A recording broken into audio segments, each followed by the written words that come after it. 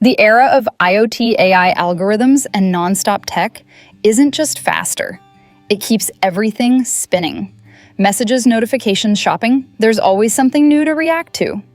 And because everyone lives like this, I start to treat it as normal without even noticing.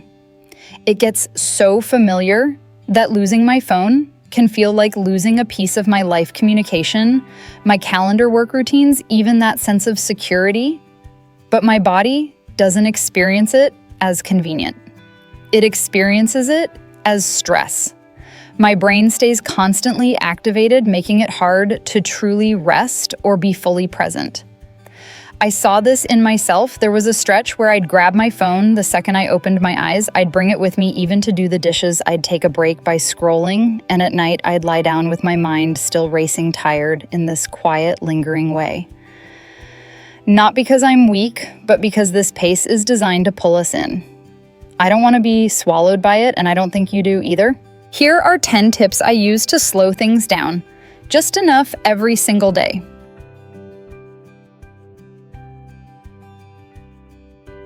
Tip number 1, there's a kind of exhaustion that doesn't come from having too much to do.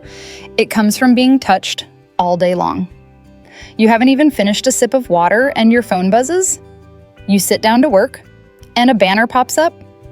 You try to take a 5-minute break and there's another ping. Every time it happens, your brain has to switch tracks.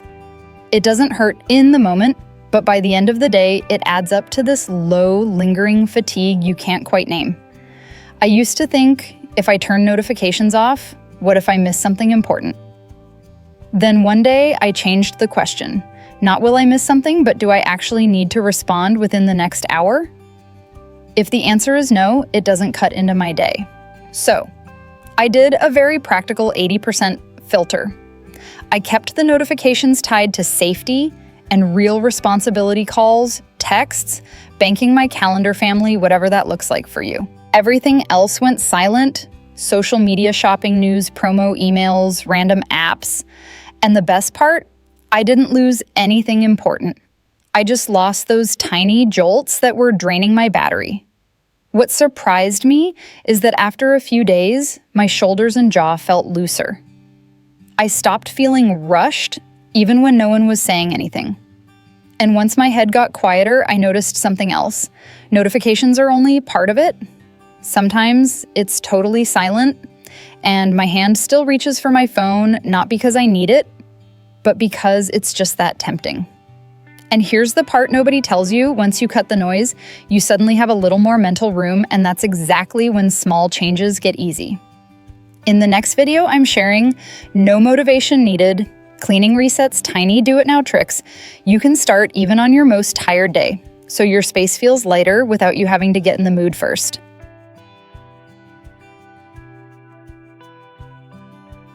Tip number 2. I'm not trying to convince you. Just try a tiny experiment, 24 hours in black and white. Turn on the grayscale and live normally. Text people. Use maps. Do your work. The only difference is everything looks less shiny. And that less shiny reveals something kind of wild. There are so many times I open my phone for no real reason. It's like my hand automatically goes looking for a quick snack for my brain. I didn't notice before because color and motion reward you instantly. When the screen goes black and white, that reward drops. The good news is you don't have to fight temptation as hard because temptation becomes less tempting. I can still use my phone when I need to, but the just for fun check-ins drop a lot. And my brain feels different, less impatient, less more. If you want it to be sustainable, don't make grayscale a forever thing. Use it like a switch that matches your rhythm. Turn it on in the evening, say after 8 or 9 p.m., and keep it on until morning. Nights are when your brain is tired and also when scrolling is easiest. Lower the pull during that window and you'll protect your sleep and your peace. I like grayscale because it doesn't feel like a dramatic detox. It's more like cutting back on sugar. You can still have it, it just doesn't make you crave more nonstop. And once your phone is less delicious to look at, you start to get real empty space back. But if you don't give that space a structure, it'll get filled immediately. That's why I moved from use my phone less to schedule time without it. Tech-free blocks make slow living something you can actually live, not just talk about.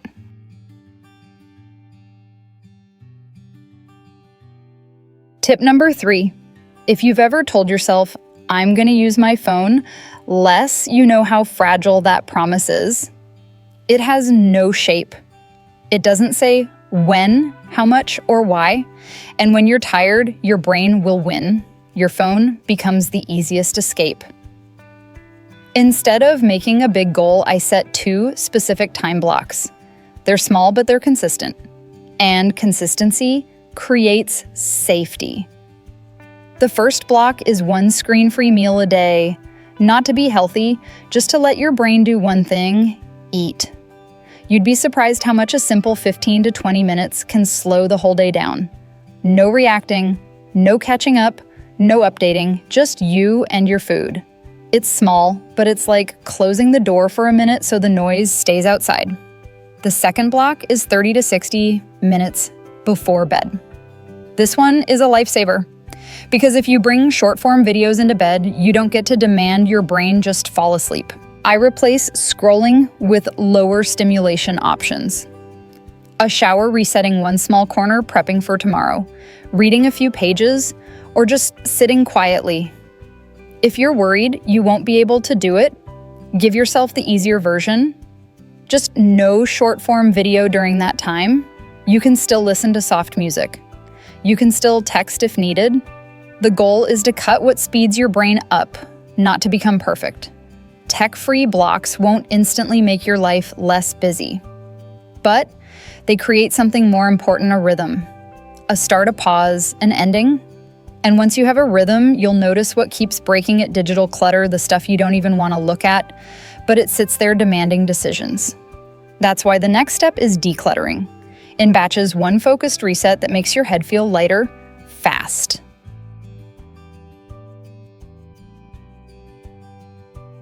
Tip number 4, I don't do digital decluttering in the 5 minutes a day way. For me, that's easy to forget and easy to quit. I do it in batches, like cleaning out a drawer. I book a 20, 30-minute session, set a timer, move fast, and stop when the time is up. It doesn't have to be perfect. The point is to feel the relief. Open your phone and really notice how many things are sitting there waiting for you: extra icons, promo emails, duplicate photos, a downloads folder, piled up accounts you don't even want to follow anymore. Each one is a tiny unfinished task. Your eyes land on it and your brain starts making decisions. So decluttering isn't just about cleaning up. It's about reducing the number of things constantly calling your name. My reset has 3 parts in this order so I don't spiral. Delete apps you don't use. If I haven't opened it in 30 days, it goes. If I'm nervous, I'll need it, I write the name down. Most of the time, I don't. Unfollow/unsubscribe. I don't ask, is this good or not? I ask, do I feel lighter when I see this? If not, bye. Promo emails get unsubscribed immediately, no negotiating. Clear 1 digital dump zone, downloads, duplicate photos, messy notes. I pick just 1 per session. The best part is how it feels afterward. The screen looks less crowded, my head feels less heavy, and I stop opening my phone just because. Because when I open it, I'm not hit with a wall of stuff that makes me annoyed or guilty. But if you declutter without a rule for what stays, it grows back. Tech is great at rushing into empty space. So the next step isn't cleaning harder, it's setting a higher standard for what earns a place in your day. That's where the high bar principle comes in.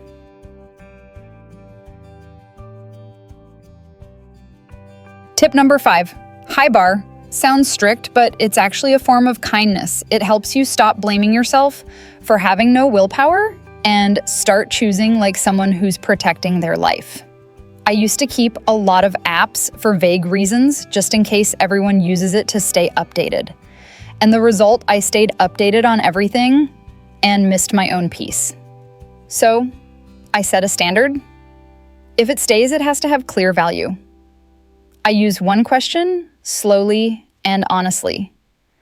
How does this app help me live better specifically? Not it might be useful, but what does it do for me? Does it save time, reduce stress, create real connection, or does it mostly pull me into comparison? If I can't answer clearly, I don't always delete it right away. I use 2 gentler and usually more effective moves. Remove it from my home screen, not deleting the app, just removing the shortcut. It still exists, but it's no longer where your hand goes on autopilot. Limit it to one time window. Like 10 minutes at lunch, when an app has an appointment, it loses the right to interrupt you all day. High bar doesn't turn you into an extreme minimalist. It turns you into someone with intention. You still use technology, but technology stops using you. And once you've filtered what deserves space in your day, something interesting happens. You get pulled less by digital stuff, and you start feeling capable of setting rules in work. Communication too, response windows, expectations, boundaries.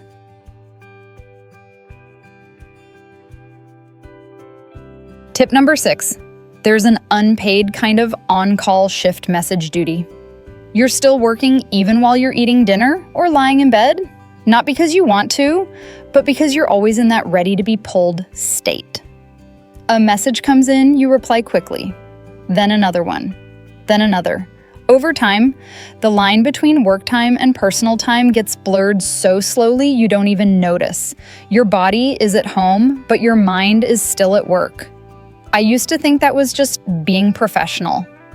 Everyone replies fast, right? But the faster I tried to be, the less I actually got to rest, and I realized something important.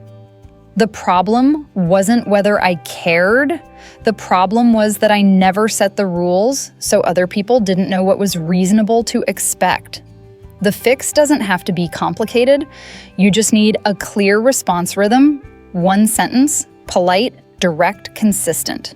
For example, I check messages 2 to 3 times a day. If it's urgent, please call me, or I'll respond by 5 p.m.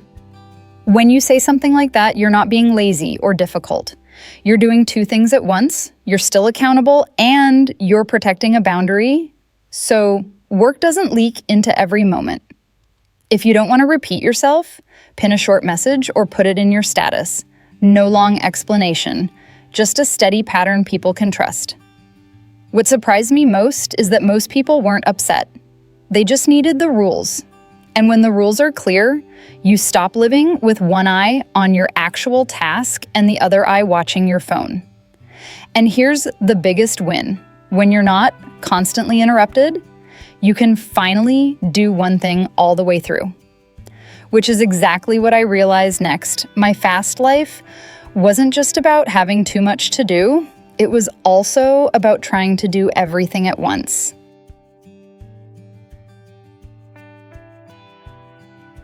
Tip number 7. I used to be weirdly proud of how good I was at multitasking. Eating while watching something, doing dishes while listening to updates, walking while replying to messages. It looked efficient. But inside, it didn't feel like less stress.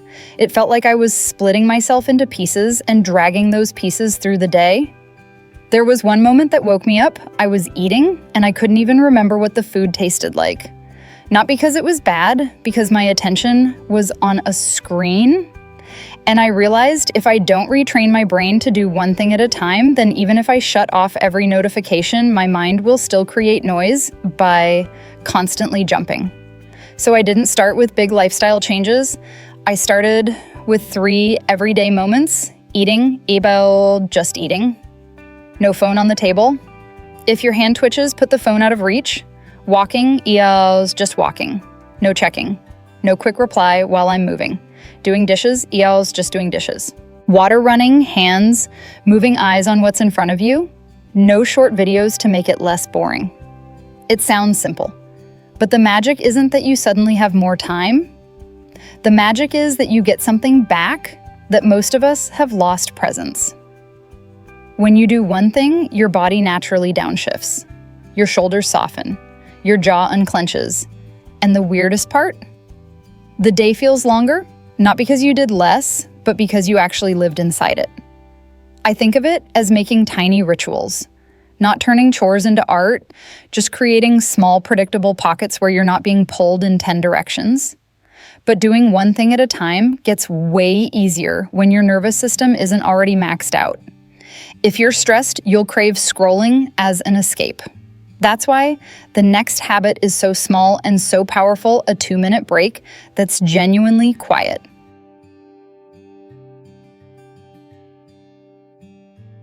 Tip number 8. A lot of people think they don't have time to rest. But the truth is, we do rest, we just rest in a way that makes our brains more tired. You call it a quick break, and then you grab your phone and scroll for a few minutes. But that kind of break rarely restores you. It just replaces work with a different stream of information. Your brain doesn't rest, it just switches to a new kind of stimulation. A cognitively quiet micro break is different. It's rest without adding more. No new words, no new images, no new decisions. You're giving your brain a tiny pocket of empty space so it can breathe. Here are 3 options. Pick one and keep it stupid simple. Stand and look into the distance for 2 minutes, out a window, down a hallway, at one fixed point. Close your eyes for 2 minutes, drop your shoulders, and just notice your breathing. Sit still for 2 minutes, and do nothing useful. One rule matters most: no scrolling during the break. If you scroll, you're not resting, you're loading. To make it stick, I anchor it to the day, once mid-morning, once mid-afternoon, like hitting a lower the volume button on your nervous system.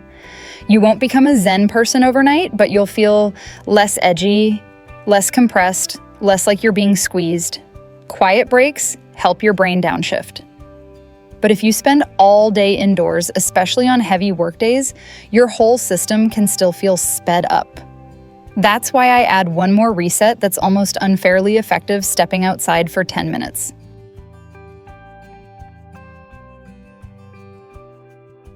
Tip number 9, have you ever had a day where you barely leave the house and by night your brain feels foggy, like there's static in your head? Not because you didn't do enough, but because your body got stuck in a loop, screens, indoor air information tension. 10 minutes outside sounds small, but the feeling it gives you is surprisingly different. It's like changing your mental air. The key is how you go outside, no multitasking. I choose the easiest version so I don't talk myself out of it. A short walk around the block, standing on a balcony, stepping out front, and taking a few breaths.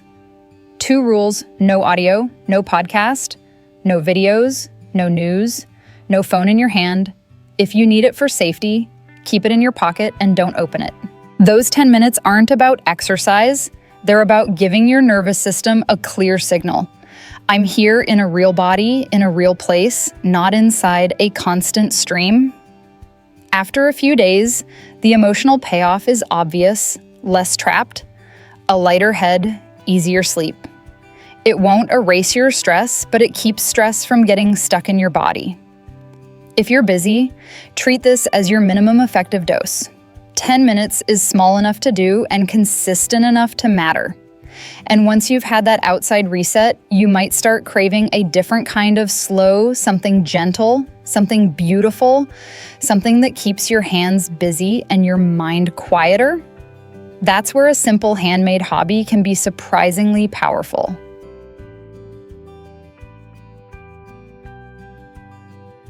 And finally, sometimes I don't need another optimization trick. I need my brain to stop sprinting. But if I just rest, I end up reaching for my phone. If I try to meditate, I can turn it into another thing to do correctly. So I take a softer route, I make something with my hands. Handmade hobbies have a quiet advantage. They give you progress without pressure. You finish a row of stitches, you embroider a tiny shape, you fold one piece of paper, you pour a small candle. It's tangible. And that tangible result tells your brain something soothing. I'm here, I'm doing one real thing. You don't need to start with anything complicated. Pick something that fits 3 rules so you don't quit. Minimal tools, low cost, doable in 15 to 20 minutes. Easy starters, simple crochet, beginner embroidery, making a mini candle origami beaded bracelets. Choose one. You don't need to buy a whole perfect setup like you're opening a studio. You just need enough to begin tonight. Why does it help with stress? Because your hands are busy with a gentle rhythm. When the rhythm is steady, your mind jumps less. And when your mind jumps less, you crave scrolling less. It's also a healthier kind of aesthetic beauty that comes from care, not consumption. If slow living ever feels like a slogan, try a handmade hobby as a small weekly ritual. It doesn't just produce an object. It produces a version of you that moves a little slower, feels a little softer, and gets pulled around a lot less by the world.